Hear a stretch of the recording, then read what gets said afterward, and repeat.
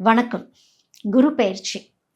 இந்த முறை வந்திருக்க குரு பெயர்ச்சி சாதாரணமான பெயர்ச்சி இல்லை அப்படிங்கிறது தான் உண்மை.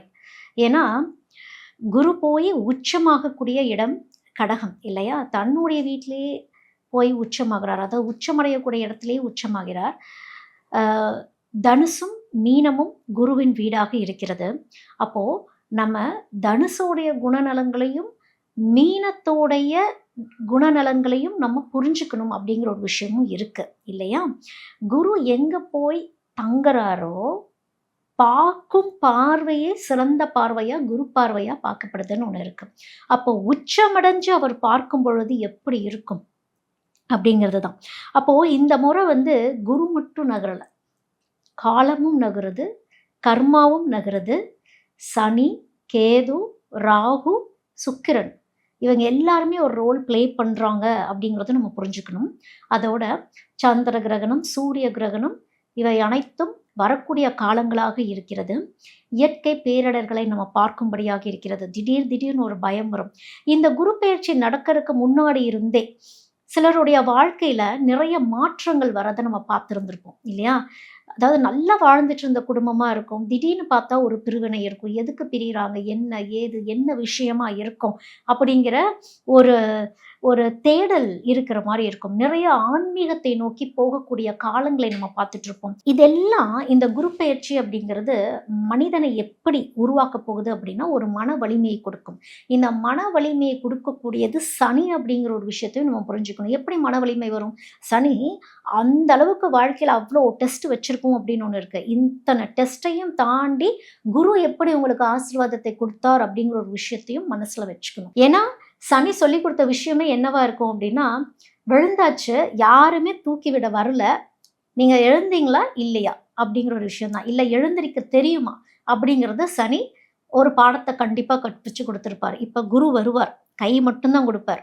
நம்ம தான் கையை பிடிச்சு ஏறி அடுத்தது என்ன, அடுத்த கட்டத்துக்கு எப்படி போகணும், எப்படி நகர்ந்து போகணும் அப்படிங்கிறத நம்ம தான் நம்மளுடைய புதன்கிற ஒரு கிரகத்தை அந்த புதனுடைய அனுகிரகத்தையும் வாங்கி நம்ம செயல்பாட்டுக்குள்ள போகணும். ஏன்னா புதன் இருக்கிற இடத்தையும் ஞாபகத்துல வச்சுக்கணும். புதன் மறைஞ்சிருக்குது.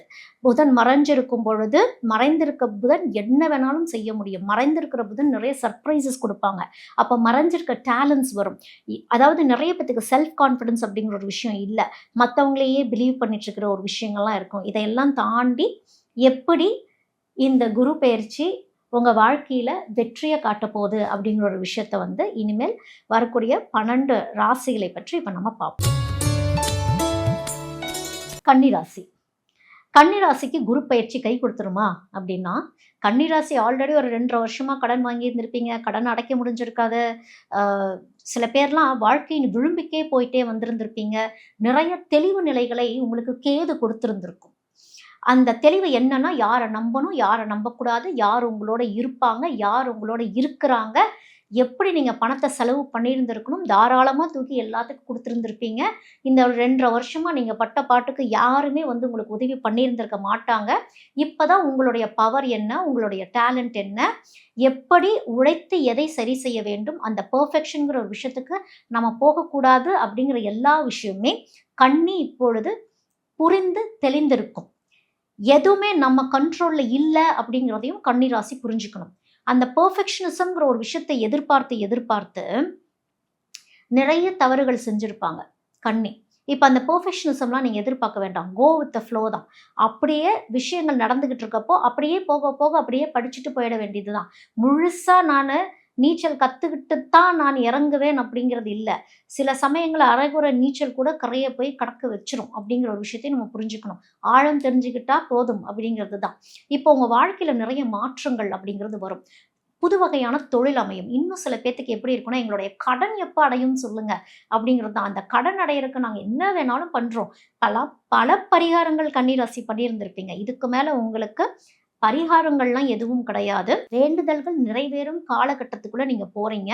வீட்ல லைஃப் பார்ட்னர் சிலருக்கு உறுதுணையா இருந்தவங்க எல்லாமே பாக்கியசாலிகளே. ஒரு சில கன்னிராசிக்காரங்க உங்களுடைய லைஃப் பார்ட்னர்கிட்ட சில இஷ்யூஸ் ஃபேஸ் பண்ணியிருந்திருப்பீங்க. அதுவும் சரியாகும் அப்படிங்கிறதும் புரிஞ்சுக்கணும் கன்னிராசி. கன்னிராசி நிறைய ட்ராவல்லாம் பண்ணியிருந்திருப்பீங்க ஒரு சிலர்லாம். ஆனால் அந்த ட்ராவல் லைஃப்பில் ஏதோ ஒரு விஷயத்த உங்களுக்கு சொல்லியும் கொடுத்துருந்துருக்கும், ஆன்மீகத்தையும் சொல்லி கொடுத்துருக்கும் அப்படிங்கிறது தான். ஆன்மீக பலம் அப்படிங்கிறது வந்து கன்னிராசிக்கு இயங்கக்கூடிய தருணமாகவே இருக்குது. கன்னி என்பது புதனுடைய வீடு. அப்போ இந்த குரு என்ன செய்ய போறார் அப்படின்னு ஒன்று இருக்கு. பொதுவாகவே கன்னிராசிக்கு வந்து புத்திசாலித்தனம் ரொம்ப அதிகம். யாராவது ஒருத்தவங்க சொன்னா கேட்டுக்கணும் அப்படிங்கிற ஒரு விஷயமும் இருக்கும். ஆனா அந்த கம்ஃபர்ட் ஜோன்ல இருந்து கொஞ்சம் வெளியே வந்து அதை ஃபாலோ பண்ணணும் கன்னிராசிக்காரங்க. சில நேரம் கன்னிராசிக்கு வாழ்க்கை திட்டப்படி நடக்காது, விதிப்படியே நடக்கும் அப்படிங்கிற ஒரு விஷயத்தையும் நீங்க புரிஞ்சுக்கணும். கடனை கொஞ்சம் கொஞ்சமா அடைக்கிறதுக்கு முயற்சி பண்ணணும். நீங்க சேவிங்ஸுங்கிற ஒரு விஷயத்துக்குள்ள கரெக்டா போகணும். யாருக்கு முக்கியத்துவம் கொடுத்து எந்த கடனை முதலில் அடைக்கணும் அப்படிங்கிற ஒரு விஷயத்தெல்லாம் நீங்கள் மனசில் வச்சுக்கணும். செவ்வாய்க்கிழமைகளில் கடனை கொஞ்சம் கொஞ்சமாக அடைக்கிறதுக்கு வழியை பாருங்கள். சரியான ஹோரை முறைகளை நீங்கள் ஃபாலோ பண்ணி அந்த நேரத்தில் கடன் வாங்குறதாகட்டும் அடைக்கிறதாகட்டும் அதிலும் கவனமாக இருக்கணும் அப்படிங்கிறது தான் முக்கியம். உங்களுக்கு கன்னிராசிக்கு பெரும்பாலும் பெருமாளே எல்லாத்துக்கும் ஒரு ஆசீர்வாதத்தை கொடுக்கக்கூடியவராக இருப்பார். நீங்கள்லாம் வந்து அகோபிலம் போயிடுங்க. அகோபிலம் மலையேறித்தான் போகணும், கஷ்டப்பட்டு தான் போகணும் அகோபிலத்துக்கு போகும் பொழுது. அப்படி கஷ்டப்பட்டு அங்கே இருக்கிற நீங்கள் நரசிம்மரை போய் வழிபடும் பொழுது வாழ்க்கையில் என்ன துயரங்கள் இருந்தாலும் அங்கே இருக்கக்கூடிய நரசிம்மர் உங்களுடைய வாழ்க்கையை நிவர்த்தி செஞ்சு கொடுப்பார். அதுக்காக எனக்கு காலில் மூட்டு வலி இருக்குது போக சொல்லிட்டாங்க அதனால நான் கிளம்பி போயிட்டேன்னு போயிடக்கூடாது. உங்களுடைய ஹெல்த் நல்லபடியாக இருந்தால் அகோபிலம் ஏறி போங்க. இல்லை அப்படின்னா அருகாமையில் இருக்கக்கூடிய நரசிம்மர் வழிபாடு சிறந்தது. வீட்டில் கூட நீங்கள் நரசிம்மர் ஸ்லோகங்களை போட்டு கேட்குறது, செவ்வாய்க்கிழமை வியாழக்கிழமையெல்லாம் நரசிம்மர் ஸ்லோகங்கள் வீட்டில் கவச ஸ்லோகங்கள் போட்டு கேட்கும் பொழுது நிறைய கன்னிராசிக்காரங்களுக்கு பயம் ஜாஸ்தியாக இருக்கும். எனக்கு இருக்கிற ரெஸ்பான்சிபிலிட்டிஸை நான் எப்படி ஹேண்டில் பண்ண போகிறேன் அப்படிங்கிற ஒரு பயம் அதிகமாக இருக்கும் இல்லையா? இந்த பயத்தை நீக்கி உங்கள் லைஃப்பில் ஒரு கான்ஃபிடன்ஸ் கொடுத்து ஒரு வழியை காட்டக்கூடிய அமைப்பு அப்படிங்கிறது நரசிம்மர் ஸ்லோகத்துக்கு உண்டு. நீங்கள் கண்டிப்பாக போட்டு கேட்கும் பொழுது உங்களுக்கு அதோடைய டிஃப்ரென்ஸ் என்னங்கிறது ஒரு 2 வாரத்திலேயே புரியும். மிகவும் பர்சனல் லைஃப்பில் நிறைய மாற்றங்கள் வரக்கூடிய விஷயங்களை நிறைய பேர்த்தோட வாழ்க்கையில் நம்ம பார்த்துட்ருப்போம். நல்லா தாங்க போயிட்டு இருந்தது, திடீர்னு இப்படி மாறுச்சு. அப்புறம் ஒரு சிலர் சொல்லுவாங்க, என் வாழ்க்கை ரொம்ப சோதனையாக போயிட்டு இருந்து திடீர்னு பார்த்தா ஒரு அப்லிஃப்ட் ஒரு அப்கிரேட் இருக்குது. அப்போ இது என்ன குரு மட்டும்தான் செய்கிறாரா அப்படின்னா ஒவ்வொரு பிளானட்டோடைய ஆக்டிவிட்டீஸும் இதை பண்ணிக்கிட்டு இருக்கு அப்படிங்கிற ஒரு விஷயத்தையும் நம்ம புரிஞ்சுக்கணும். இப்போது சனி அப்படின்னு பார்க்கும் பொழுது சனி அமர்ந்துக்கக்கூடிய இடத்துல இருந்து பார்க்கும் பொழுது கர்மா ரொம்ப ஹெவி ஆகுது அப்படின்னே சொல்லலாம். இந்த சனி செய்யக்கூடிய விஷயம் என்னவா இருக்கும் அப்படின்னா என்னென்ன மிஸ்டேக்ஸ்லாம் நம்ம பண்ணியிருப்போம் அப்படின்னு ஒன்று இருக்கு இல்லையா? அதுக்கான தண்டனைகளையும் மாற்றங்களையும் கொடுக்கக்கூடியது தான் சனி செய்யக்கூடியதாக இருக்கும். என்னதான் குரு பெயர்ச்சி நடந்தாலுமே குருவோடைய குணத்தையும் நம்ம புரிஞ்சுக்கணும். குரு எப்போவுமே காத்திருந்து தான் கொடுப்பார். உடனே வாங்க அப்படின்னு கொடுத்துட மாட்டார். குருவை பொறுத்த வரைக்கும் எல்லாத்தையுமே எக்ஸ்பான்ஷன் பண்ணி கொண்டு போகக்கூடியது, அதாவது விரிவுபடுத்தி கொண்டு செல்லக்கூடியது. நீங்கள் என்ன கர்மாவை சேர்த்து வைத்திருந்தீர்களோ சனி சொல்வதை குரு கவனிப்பார் அப்படின்னு ஒன்று இருக்குது. சனி அவர் வந்து நியாயவான் இல்லையா? அவ்வளோ சீக்கிரம் குருவை இயங்க விட மாட்டார்னே ஒன்று இருக்குது. என்னன்னா குரு காப்பாற்றுவார். எப்படி காப்பாற்றுவார்னா சனியோடைய நியாய தர்மங்களை பார்த்து காப்பாற்றுவார் அப்படிங்கிற ஒரு விஷயம் இருக்குது. இப்போ குரு கொடுக்கும் பொழுது ராகு தூண்டுவார்னு ஒன்று இருக்குது. அதோட ஆன்மீகத்தை நோக்கி போகக்கூடிய அமைப்பு இப்போ இருக்குதுன்னு சொன்னேன் இல்லையா? கேது எதெல்லாம் நிரந்தரம் இல்லையோ வாழ்க்கையில், எதெல்லாம் உண்மை நிலைகள் இல்லையோ அத்தனையும் மாற்றி அமைத்து ஆன்மீகத்தை நோக்கி எந்த எதிர்பார்ப்பும் இன்றி கொண்டு செல்லக்கூடியதாகவே இந்த குரு பெயர்ச்சி காலம் இருக்கும் அப்படிங்கிறதையும் நம்ம புரிஞ்சுக்கணும். சிலர் கேட்பாங்க, திடீர்னு என்னடா லைஃப் வந்து நல்லா போயிட்டு இருந்தது, என் வாழ்க்கை ஏன் இப்படி மாறுச்சுன்னு தெரியல, என் கூட ஒரு உறவாக இருந்தவங்க ஏன் என்னை விட்டு போனாங்கன்னு எனக்கு தெரியல, எனக்கு எதுக்கு இப்படி ஒரு துரோகங்களை நான் சந்தித்தேன் அப்படிங்கிற மாதிரிலாம் இருக்கும். கூடயே இருந்தாங்க ஆனால் என்னை விட்டு போயிட்டாங்க. சில பேர்த்துக்கு வந்து மனிதர்களுடைய உண்மை முகத்தை திரை கிழித்து காட்டுற மாதிரிலாம் சுச்சுவேஷன்ஸ் இப்போ பார்த்துட்டு தான் இருக்கோம், இன்னும் பார்ப்போம் அப்படிங்கிறதும் ஒன்று இருக்குது. இந்த காலம் வந்து வாழ்க்கையை நடத்துகிற காலம் கிடையாது, அப்படியே விதியவே மாற்றுற காலமாக தான் இன்னும் வரக்கூடிய குருப்பெயர்ச்சி காலங்கள்லேருந்து நம்ம பார்ப்போம். இப்போ ராகுவை பற்றியும் நம்ம தெரிஞ்சுக்கணும். ராகு அப்படிங்கிறது வெறும் மாயையை மட்டும் தூண்டக்கூடிய விஷயம் கிடையாது. ராகு சொல்லக்கூடிய விஷயத்தையும் நம்ம புரிஞ்சுக்கணும். என்னன்னா ராகு மாயையை காட்டும். மாயையை காட்டி அதுக்கு பின்னாடி இருக்க உண்மை என்னன்னு போய் கண்டுபிடி அப்படிங்கிறத தான் ராகு சொல்லும். ஏன்னா இந்த காலகட்டத்தில் ராகுவும் சில வேலைகள் பண்ணும். ஏன்னா ராகு கேதுவோடைய நட்சத்திர பெயர்ச்சியும் நடந்திருக்கிறது ஏற்கனவே. அதையும் நம்ம மனசுல வச்சுக்கணும். அப்போ அது ராகு ராகு இடத்துலயே தான் போய் உட்கார்ந்துருக்குங்கிற விஷயத்தையும் புரிஞ்சுக்கணும். மாயைகளை பார்த்து நம்பிடக்கூடாது அப்படிங்கிற ஒரு விஷயமும் இந்த குரு பெயர்ச்சியில நம்ம கவனத்துல வச்சுக்கணும். ராகு 2 விஷயத்த கொடுக்கும். இன்னும் என்ன வேணும் அப்படின்னு கேட்கும், இல்லை இன்னும் எவ்வளோ டெவலப் ஆகணும் அப்படின்னு கேட்கும். அது கொடுக்கறத நம்ம வாங்கிக்கலாம். ஆனால் பின் விளைவுகளையும் தெரிஞ்சுக்கணும். ஏன்னா குருவை பொறுத்த வரைக்கும் அவரே சகல சௌபாக்கியத்தையும் கொடுக்கக்கூடியவராக இருந்தாலும் குருவே கெடுக்கக்கூடியவராகவும் இருப்பார். ஏன்னா குரு தானா எதையும் ஆராயாமல் எதையும் தூக்கி கொடுக்க மாட்டாருங்கிறதையும் நம்ம ஞாபகத்துல வச்சுக்கணும் அப்படிங்கிறது தான். அப்போ இந்த ராகு இந்த மாதிரி ஆசைகளை தூண்டும் பொழுது குரு காத்திருக்கும். அவமானத்தை கொடுக்கணுமா இல்லை ஒரு அங்கீகாரத்தை கொடுக்கணுமா அப்படின்னு. இந்த டைம் பீரியட்லாம் ராகு என்ன செய்யும் அப்படின்னா நிறைய டிப்ரெஷன்ஸ்குள்ளே போவாங்க.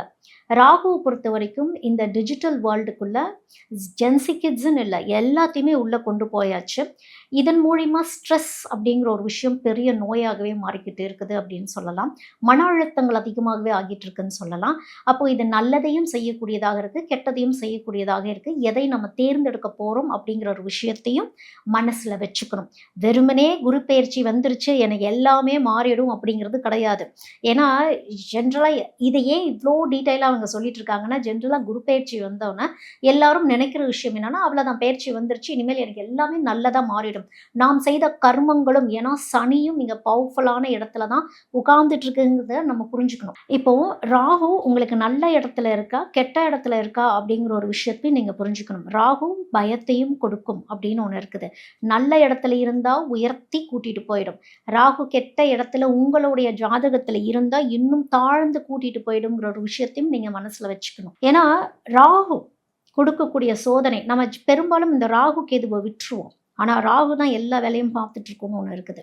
இந்த ராகு என்ன செய்யும் அப்படின்னா, உனக்கு ஒரு மாயை நான் கொடுத்தேன்ல, அந்த மாயையிலிருந்து உண்மை என்னன்னு நீங்க பிரிச்சு பார்த்தீங்களா இல்லையா அப்படிங்கிற ஒரு விஷயத்தை தான் ராகு வலியுறுத்தும். அப்போ அங்கத்தான் குரு காப்பாற்றுவாருன்னே ஒன்று இருக்குது. அப்போ குருவோடைய அனுகிரகம் யார் பேச்சையாவது நீங்கள் கேட்டுட்டு இருந்துடணும், யார்கிட்டையாவது ஒரு கைடன்ஸ் நீங்கள் வாங்கிட்டு இருந்துடணும் அப்படிங்கிறதுக்கு தான் குரு அனுகிரகம் வேணும் அப்படின்னு சொல்றது. இப்போ கேதுவும் ரொம்ப பவர்ஃபுல்லாக இருக்கு. கேதுவோடைய வேலையே என்னவா இருக்கு அப்படின்னா ஆன்மீகத்துக்கு இழுத்து சென்று கொண்டு இருக்கின்றது அப்படிங்கிறது தான். ஆனால் இந்த ஆன்மீகத்துக்கு கேது கூட்டிட்டு போகுது அப்படின்னாலே எதிலெல்லாம் நம்ம பற்றோடு இருக்கிறோமோ அத்தனை பற்றையும் பற்றற்று கொண்டு முதல் தெய்வத்தை கேள்வி கேட்க வைக்கிறதே கேது தான். எல்லா கேள்விகளையும் கேட்க வச்சு தெய்வமே நீங்கள் இருக்கிறீங்களா இல்லையான்னு எல்லாம் கேட்க வச்சு டோட்டல் சரணாகதிக்கு கூட்டிகிட்டு போகிறதும் கேது. அப்படித்தான் இந்த முறை ஆன்மீகத்திற்கு நிறைய பேர் போவாங்க. தெய்வங்களை தேடி தேடி போவாங்க. அதாவது சிவன், முருகர், கிருஷ்ணர், இந்த 3 தெய்வங்களையும் சுத்தி சுத்தி தேடி போவாங்க. துர்க்கையை சக்திக்காக அழைச்சிக்குவாங்க அப்படின்னு ஆன்மீக பயணங்கள் இந்த முறை நிறைய இருக்கக்கூடும். குருவானவர் ஆன்மீக பலத்தையும் தரக்கூடியவர். அடுத்தது சனி. சனி அப்படின்னு பார்க்கும் பொழுது அவர் தான் கர்மாவுடைய நீதிபதியே அவர் தான் இல்லையா? அதையும் நம்ம மறந்துடவே கூடாது. ஏன்னா சிலருக்கு அஷ்டம சனி வந்திருக்கும், ஜென்மத்தில் சனி வந்திருக்கும், இப்படி பல வகை. சிலருக்கு இப்போ தான் சனியே விலகி போயிருந்திருக்கும். அப்படிங்கும் பொழுது சனி விலகி போனாலும் தன் கர்மா கடமைகளை எப்பொழுதுமே செய்து கொண்டே இருக்கும், அதற்கான பலன்களையும் கொடுத்துக்கிட்டே இருக்கும் அப்படிங்கிறதையும் நினைவில் வச்சுக்கணும். அதாவது சனி முதல்ல எதை உடைப்பாரு அப்படின்னா அகம்பாவத்தை உடைப்பாரு. அதோட நம்ம லைஃப்ல யாரெல்லாம் போலியான உறவுகளாக இருந்தாங்களோ அதையும் முதல் உடைப்பார். அப்படித்தான் நிறைய பேத்துக்கு வாழ்க்கையில பிரிவினைகள் அப்படிங்கிறது வந்திருந்திருக்கும். அதோட பொய்யான வெற்றின்னு ஒரு விஷயம் இருக்குல்ல. ஃபார் எக்ஸாம்பிள் நம்ம சோஷியல் மீடியாவில் ஒரு வாழ்க்கையை காட்டுவோம், பர்சனல் லைஃப்பில் வேறு மாதிரி இருக்கும். இந்த பொய்யான விஷயங்கள்லேருந்து வெளியே கூட்டிகிட்டு வர்றதும் சனியோட வேலையாகவே இன்னும் இருக்கும். ஏன்னா இந்த சனி இருந்த காலத்தில், ஏன்னா இப்போ குரு வந்துட்டாரு, ஆனால் சனி கொஞ்சம் பவர்ஃபுல்லாக இருந்த காலத்தில் நிறைய பேத்துக்கு லவ் ஃபெயிலியர் ஆகியிருந்திருக்கும். நெருங்கிய நட்பு வட்டாரங்கள் பிரிஞ்சிருந்திருப்பாங்க. குடும்பத்திலிருந்தே பிரிஞ்சு போயிருந்திருப்பாங்க. இன்னும் சில பேத்துக்கு குடும்பத்தினரே துரோகங்கள் செய்ததை கண்கூடாக சனி காட்டியிருந்திருப்பாரு. அது மிக பெரும் மன அழுத்தங்களையும் மனவேதனையும் சனி கொடுத்திருந்திருப்பாரு. இப்போ திரும்பி பார்க்கும் பொழுது எல்லாம் சரியாகத்தான் நடந்திருக்கு அப்படிங்கிற ஒரு விஷயமும் உங்களுக்கு கண்டிப்பா புரிஞ்சிருந்திருக்கும். ஏன்னா, இந்த காலம் அப்படிங்கிறது குரு பெயர்ச்சிய நம்ம இப்படித்தான் பார்க்கணும். இத்தனை கிரகங்களை வச்சு தான் பார்க்கணும். எப்படி நம்ம உண்மைய புரிஞ்சுக்கிட்டோம்? எப்படி இந்த கிரகங்கள் எல்லாம் சேர்ந்து நமக்கு சில உண்மையான விஷயங்கள, கசப்பான உண்மைகளை எப்படி புரிய வைக்குது? அதோட நம்மளுடைய ஆன்மாவ உணரக்கூடிய தருணமாகவே இந்த காலகட்டம் இருந்துகிட்டு இருக்கு. ஏன்னா, இது பராபவ வருடம்.